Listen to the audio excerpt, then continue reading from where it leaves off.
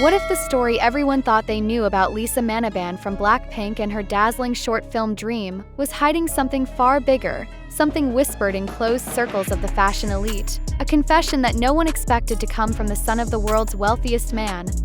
It all began with a 5-minute visual masterpiece, a cinematic short that felt like art house poetry dressed in luxury fashion. Yet as the film swept across YouTube and international media, murmurs of a connection between Lisa's performance and a surprising comment from Frédéric Arnault started to surface, leaving fans divided, enchanted, and desperate for answers. Lisa's Dream short film wasn't just another promotional piece, it was a carefully constructed narrative designed to evoke emotion and trigger conversation. Directed by Ojin Kwon with Japanese actor Kentaro Sakaguchi as her co-star, the story unraveled through delicate imagery, haunting silences, and one unforgettable twist. Viewers followed Lisa's character as she traveled through spaces that felt both nostalgic and surreal, guided by love, haunted by memory, only to discover that the person she had been longing for was already gone. A lake, a tree, and the scattering of ashes carried an emotional weight that lingered with audiences long after the credits faded. Now, here's where it gets intriguing. The film sparked its own wave of theories and speculations. Some fans claimed the work was purely artistic, meant to elevate Lisa's image as a solo performer transitioning into cinema and fashion's highest spheres. Others saw symbols, subtle cues hinting at personal experiences she may never speak about publicly. But just when the conversation seemed to plateau, whispers emerged of Frédéric Arnault, heir to the LVMH empire, allegedly making a private remark about the film and about Lisa herself. That small remark, whether in a gathering, a business setting, or to close friends, was enough to fuel the wildfire of curiosity. And here's where strategy meets sentiment. Luxury brands like Louis Vuitton, Dior, and Loro Piana have long mastered the art of emotional storytelling. They don't just sell products, they sell dreams, heritage, and the aura of exclusivity. By aligning Lisa with a short film like Dream, the brand essentially turned her into a vessel of both cultural emotion and high-value branding.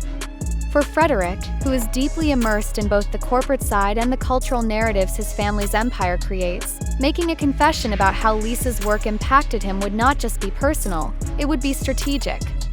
Think about it. When a high-ranking luxury executive openly acknowledges emotional resonance with an artist, it adds layers of value to both the brand and the artist. Turns marketing into mythology. But what was this confession? Some close to the situation claim that Frédéric Arnault described the film as not just a performance, but a mirror of courage, of facing grief and transformation. Others suggest he admitted he saw something of himself in Lisa's portrayal of loss, hinting at struggles and pressures hidden behind the glamour of wealth. Whether true or exaggerated, these interpretations gained traction online, and fans began connecting dots between their rumored relationship and this alleged emotional outpouring. Was it a rare moment of vulnerability from a man usually seen only in boardrooms and front rows of fashion shows? Or was it simply a calculated move to deepen the luxury narrative surrounding both Lisa and the brand? Before we answer that, pause for a second. Imagine you're sitting in the middle of this storm of speculation, your screen flooded with fan edits, translations, and think pieces. The film is still playing in the background. You know something is about to be revealed, and if you look away, you might miss the moment that explains everything. That's exactly how audiences felt, suspended between curiosity and the promise of a revelation. To understand why this matters, let's look at the psychology of high-end branding. In luxury marketing, scarcity and mystery are not weaknesses, they are the engines of demand. The less you say, the more people lean forward to interpret. Lisa, through her silence and elegance, plays into this perfectly. Frédéric Arnault, through a single confession, adds the missing puzzle piece, showing that even the architects of luxury are not immune to its emotional pull. For entrepreneurs and creatives watching this unfold, the lesson is crystal clear. The stories you craft around your work are just as valuable as the work itself. Sometimes even more. And of course, the internet did what the internet does best. Theories spiraled. Some fans were convinced the ashes in the film symbolized Lisa closing a chapter of her past, perhaps referencing lost love. Others tied it to resilience, saying the story was about transforming grief into ambition. A few even joked in light humor that if you wanted a masterclass in subtle brand storytelling, you should forget business school and just rewatch Dream. After all, it had everything: luxury visuals, emotional depth, and just enough ambiguity to keep people debating at 3 a.m. Cliffhanger moment arrived when media outlets began hinting that Frédéric Arnault's so-called confession wasn't accidental. Some insiders suggested it was meant to amplify the viral spread of Dream, to keep both Lisa and the Louis Vuitton narrative at the forefront of pop culture. If that's true, then we're looking at an extraordinary case study in entertainment strategy. Instead of spending millions on traditional ads, you allow a short artistic film, a wave of fan speculation, and a carefully timed emotional statement from a luxury executive to do the work for you. It's marketing alchemy, turning emotion into brand equity. Yet, beyond the strategy, there's still a deeply human story. Lisa's performance touched people not because of who she's rumored to date or which brand she represents, but because it reminded viewers of something universal: love, loss, and the search for meaning. Even Frédéric, no matter how wealthy or powerful, couldn't resist responding to that resonance. In that way, his confession was less about business and more about being human, an acknowledgement that art and emotion transcend status. So, what's the truth?